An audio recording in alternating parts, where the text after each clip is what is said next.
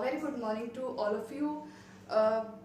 आज मैं आपके लाई हूँ वेक्टर अलजेब्रा। उससे पहले मैं आपको ये बताना चाह रही हूँ कि मैंने एक जगह तो 3D, ये तो मैं 3D ज्योमेट्री स्टार्ट कर रही हूँ ना, और जो मेरी पहली वीडियो है उसमें मैंने 2D डायमेंशनल वाली ज्योमेट्री स्टार्ट की हुई है ना।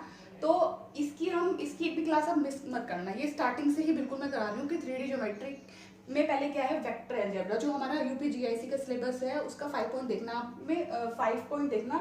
5 पॉइंट में 3D ज्योमेट्री और वेक्टर अलजेब्रा ये दो हैं, है ना। तो इसका पूरा सिलेबस मैं आपको कराऊंगी। तो चलिए स्टार्ट करते हैं। सबसे पहले कुछ बेसिक चीजें हम देख लेते हैं जो होती हैं इसमें, है ना। सबसे पहले क्या है, स्केलर। स्केलर क्या होता है? स्केलर होता है अदिश, है ना।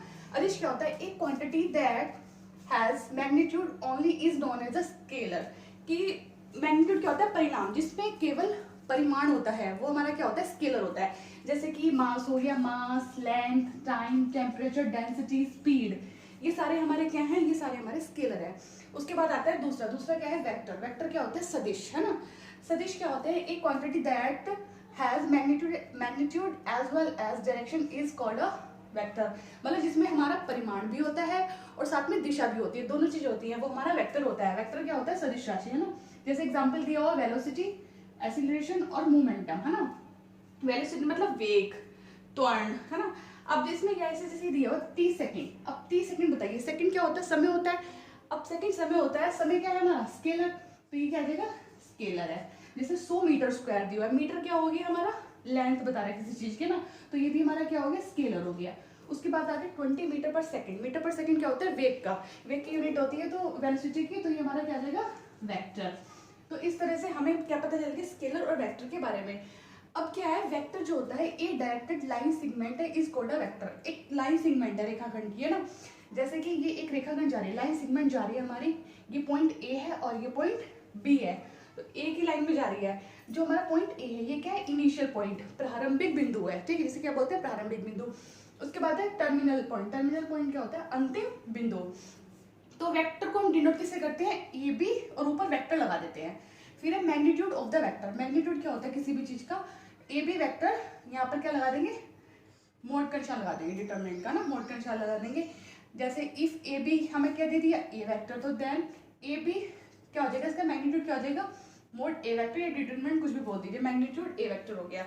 अब यूनिट वेक्टर। यूनिट वेक्टर क्या होता है ना।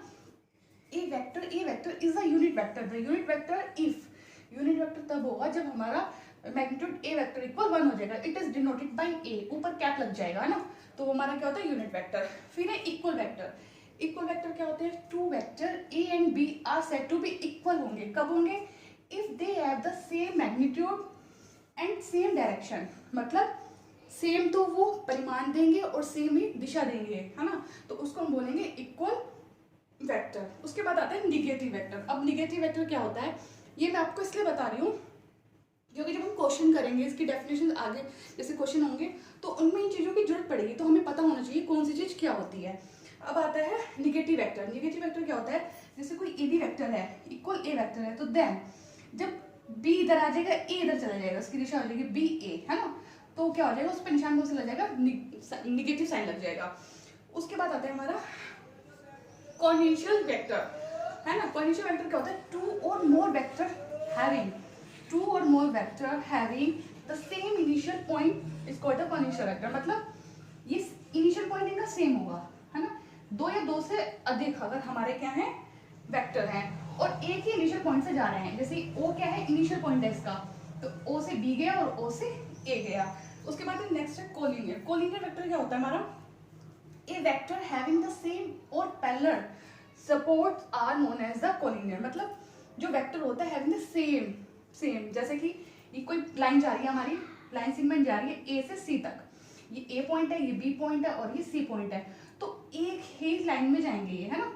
एक ही दिशा में जाएंगे। ये एरो का मतलब क्या हो गया? एक ही दिशा में जा रहे हैं। जैसे A से B गया, B से C गया, तो C से A नहीं जाएगा, ये जाएगा A से C, है ना। A से B गया और B से C गया, तो क्या आ गया? A vector, A B vector, B C vector and D C vector are the collinear vector. उसके बाद आता है हमारा लाइक वेक्टर। अब लाइक वेक्टर क्या होता है? कोलिनियर वेक्टर, जो कोलिनियर वेक्टर होते हैं having the same direction, same direction में होते हैं, मतलब एक ही डायरेक्शन में जा रहे हैं, तो उसको हम लाइक वेक्टर बोलते हैं। मतलब जो अगर हमारा कोलिनियर वेक्टर है वही हमारा लाइक वेक्टर है। फिर अनलाइक वेक्टर, अनलाइक वेक्टर वो होता है जिसमें उसमें सेम डायरेक्शन है, इसमें क्या आ जाएगा अपोजिट डायरेक्शन। तो क्या जाएगा collinear vector having the opposite direction are called the unlike vector. जैसे कि एक की डायरेक्शन, जैसे पी क्यू की डायरेक्शन तो जा रही है इस साइड है ना, राइट साइड जा रही है, इसकी उल्टी आ रही है, लेफ्ट साइड जा रही है ना, तो हमारा ये क्या हो जाएगा हमारा अनलाइक वेक्टर हो जाएगा। तो अभी इसके कुछ और डेफिनेशन रह गई है, वो मैं नेक्स्ट वीडियो में लाऊंगी। और आप अगर आप लोगों ने मेरा चैनल सब्सक्राइब नहीं किया तो कर लीजिए, क्योंकि अब मैं इसका पूरी की पूरा टॉपिक वाइज सारे क्वेश्चन सब चीज़ कराऊंगी। और जो भी आपको प्रॉब्लम है आप मुझे कमेंट बॉक्स में बता सकते हैं। धन्यवाद।